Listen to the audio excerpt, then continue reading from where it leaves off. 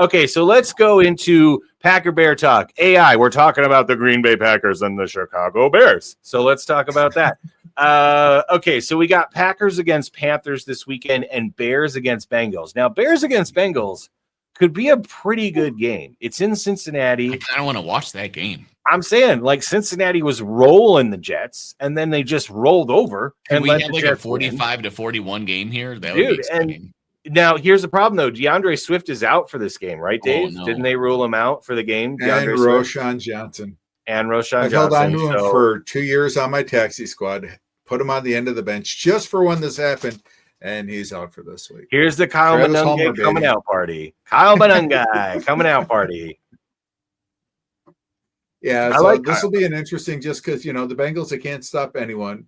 Monunga, he's been a fun wrecking ball as far as when he goes in there. Unfortunately, when he gets goal to go, he hasn't been as effective as we hoped. But ultimately, you've seen a lot of what we saw with the Miami game last night. We see them against the Ravens in the first half.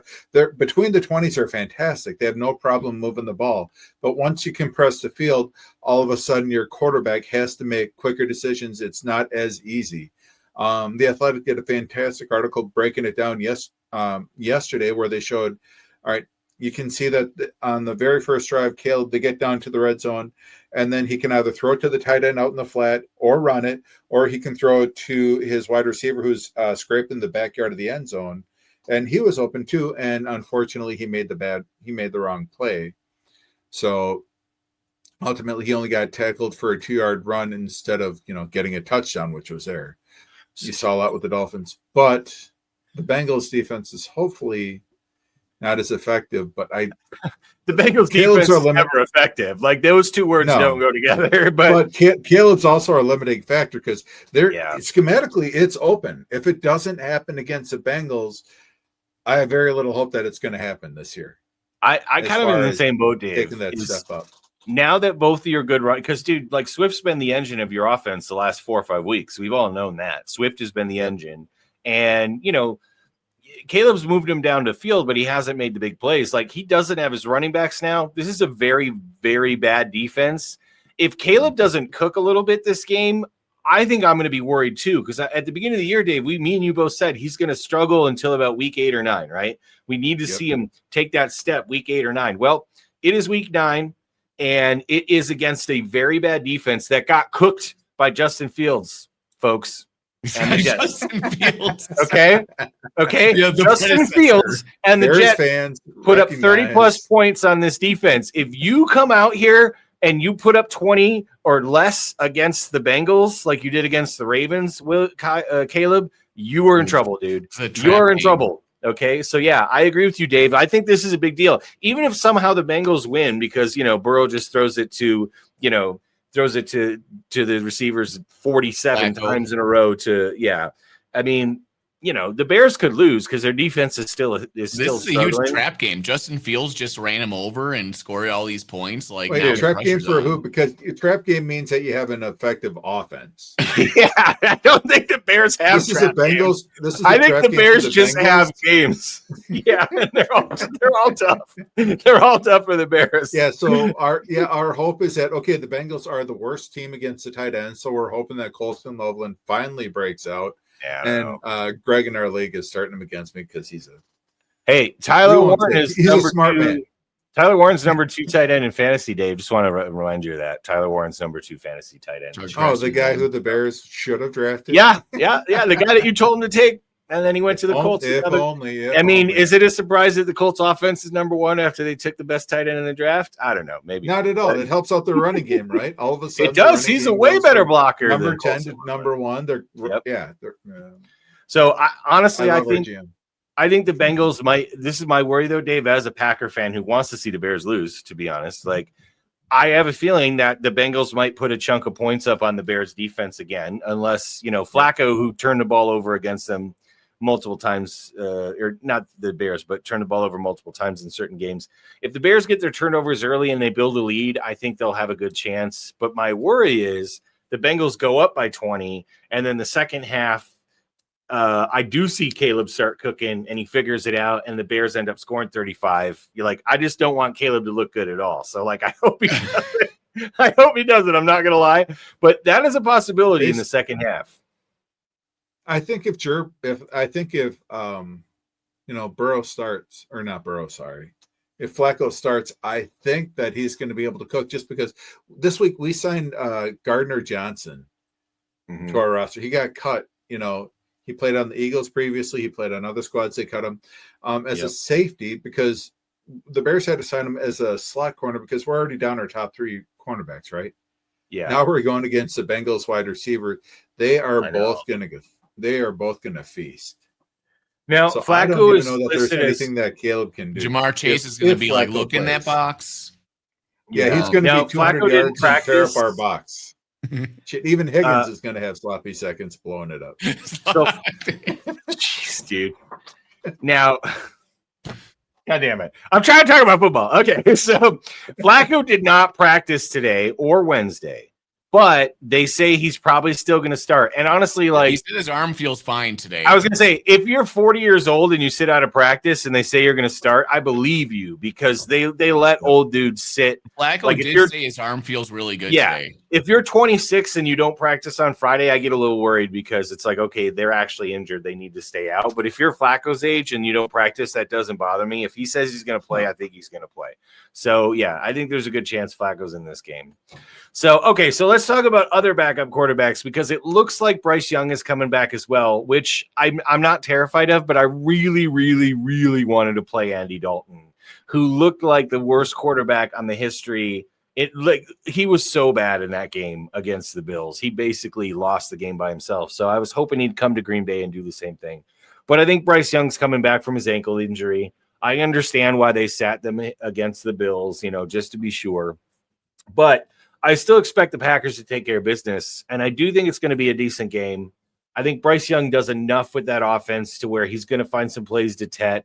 They're going to be able to run the ball a little bit, but this Packers run defense is good enough to where they can't rely on the run, and they're going to have to rely on the passing game at some point to get points on the board. And I think they'll get some, but hopefully we can get a few turnovers. And I really don't think this is a trap game. Like I've complained that I thought the Bengals game was a trap game, right? I've complained that I thought the Browns game was a trap game.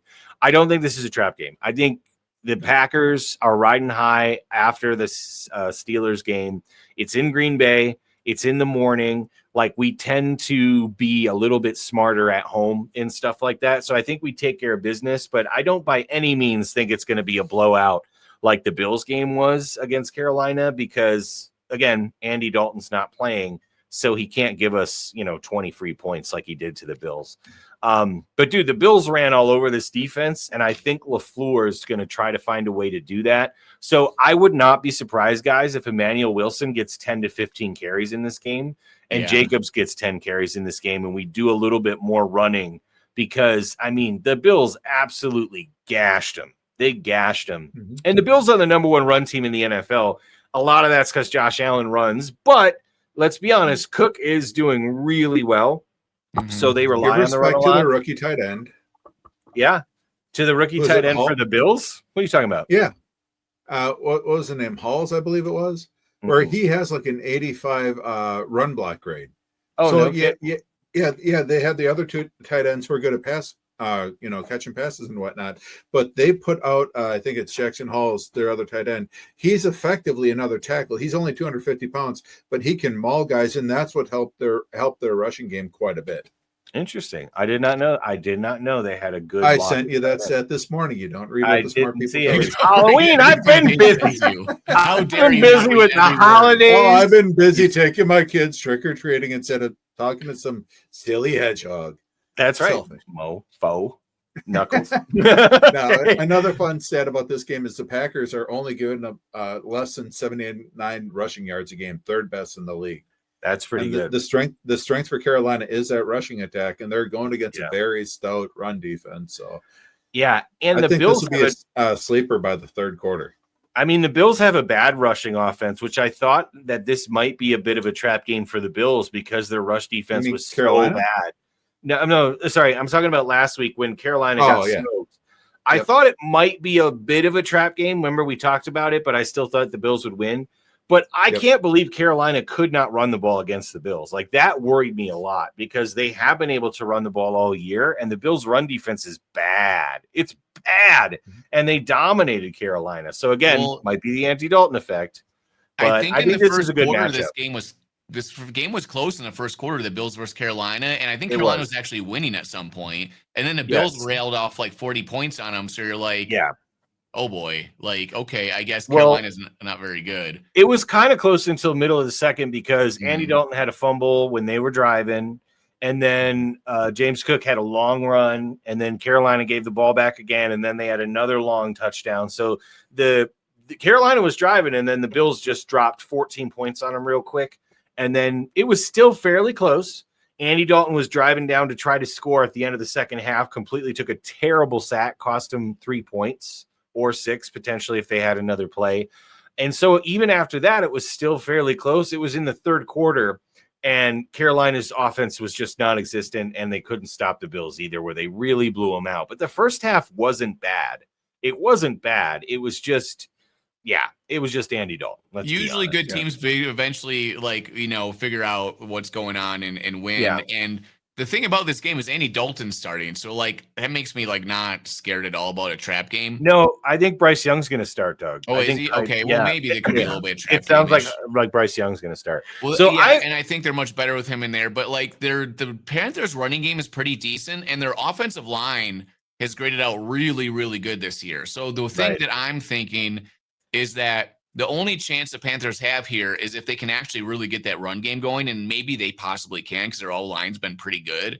Right. But the rest of everything else doesn't seem to be, like, in question that's in the Packers' favor. So it's going to be tough for Carolina to make it competitive. I think this is a really good matchup for us at home, right? We have a very good run defense, and we also move the ball pretty well on the edges of the field, where Carolina's got some decent cornerbacks, but safety-wise and pass rush-wise, there's still something to be desired on that defense. So I think Carolina's going to keep it close.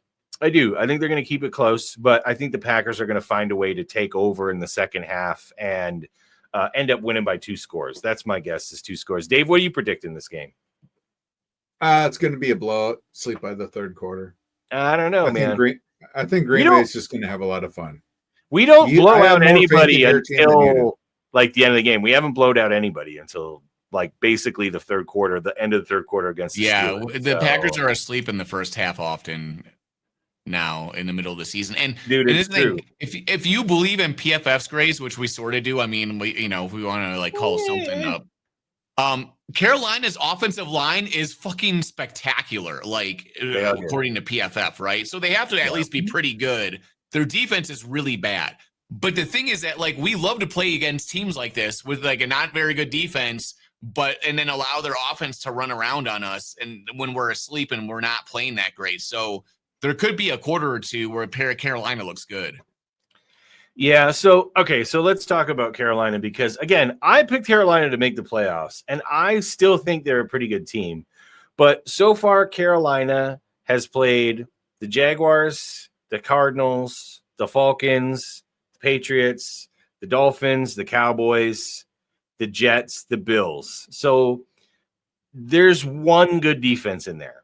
Let's be honest. There's one good defense in there. So their offensive line grading high. Again, I'm not talking shit because I do think they're a good team, but their offensive line grading high doesn't impress me that much because they haven't gone against like real pass other than the Texans, right? Other than the Texans, who kind of took them to school a little bit on defense. They have not really played against a good defense, right? So the Texans beat them 20-3, by the way. They scored 3 points against the Texans, and that's a very good defense. So I think the Packers defense is going to do not what they want, but the Packers defense is going to win that battle. They are going to win that battle. Yeah, I'd take the Texans D line over the Packers. Agreed. 100% agreed. But I don't think it's a huge gap. I would say the Texans D line is like an A+, and the Packers is an A-, right? And there's a gap in between, right? There's a gap, but like the Packers are still an A-. And then you have the Bears D line, which is a F billion minus. Hey, It's we're a pretty D bad. plus. Montes, what's Okay, pretty D good. plus, sure.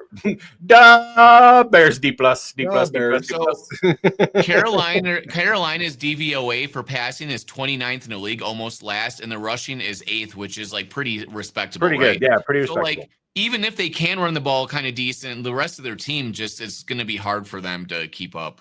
Yeah. No, I think this is a good game for the Packers. I think this is a good home game for us because as the Packers go on, the rest of their schedule is when we start playing the division games are starting to come up, right? So I'm really kind of excited. So we've got the Eagles after this. So the only thing, and I will say that LaFleur has been pretty decent about this. They don't look ahead. They go game to game. So we've got the Panthers this week. Then we've got the Eagles, right? Then we get into division play. We start playing the Lions and those sort of things. So, yeah, I think it's going to be very important going forward. Is that your stagehand back there? Yeah, I don't know what my son is doing in here while I'm recording, but he's here. He's on TV now. So He's full of Christmas or Halloween candy. Oh, right. He unplugged the, Why he does unplugged Dad the have camera. to? Why does Dad have to stash all the candy? He doesn't share anything for us. Yeah, he's All we running have to around. tell our unplugging eldest when he cameras. got back. Oh, there he is. Hey, how He's, you doing, little? he ate a lot of candy tonight, guys. So he's extra, Oh, that's why he's still up, of course. yeah, extra rambunctious. Exactly. So Yeah, I All told right. my middle, I said, I'm like, you're allowed to Good have night. 4 pieces of candy. 10 minutes later, he's like, oh, my tummy hurts. How many did he have? 9. Oh, yeah, Okay, we got to work on your math skills, son. yeah. Dude, I had 4 pieces per minute, if that's what you said. But 4 yeah, right? 4 times. yeah. Okay. But yeah. So Green Go ahead, Bay's going to Howard. have Green Bay's going to have fun this week. Really looking forward to that Eagles game on Monday Night Football next week. I don't think you have anything to sweat about this weekend. I kind of agree. This is the first game where I haven't been like worried. Like, I don't know if it's just because the Steelers game, they started to feel like they put it together, but I think every single game we've played, I've seen ways that it could go bad. And I feel like we just match up so well with what Carolina does well versus what we do well that I do think the Packers. Yeah, but you have know this the one in the Steelers bag. were beating us because they ran a power running game, and then when they Right. stopped doing that, then we creamed them. If Carolina can run a power running game against us, they could make it a little bit, close in the beginning. Yeah, I could see that. And again, I don't think Carolina is a bad team, but I just don't think they have enough on offense or defense to basically stop the Packers. They just don't. So Yeah, with your quarterback coming off of a high ankle sprain, that's going to be difficult for him to play and whatnot. So yeah. So Panthers, then Eagles Monday night, then at Giants, which I know Scadaboo's hurt, but at New York is always a bit sketchy for us. Then we got the are they Vikings doing at the home. playoffs, bitch? Lions, Bears, Broncos, Bears, Ravens, Vikings. So like really is when the Packers schedule really starts to start revving up is after this Panthers game is when it's like, it gets real fun. I feel like the games get real fun after this. So I really need the Packers to take care of business, have a fun game where I'm not having a heart attack through 3.5 quarters. Yeah. So that I can prepare for the rest of the season. Yeah. So, well, this has been fun. Happy Halloween, guys. Keep your Dak in your box. Yes, right. And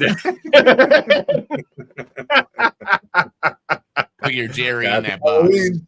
yep. And strike first, but have some mercy, guys.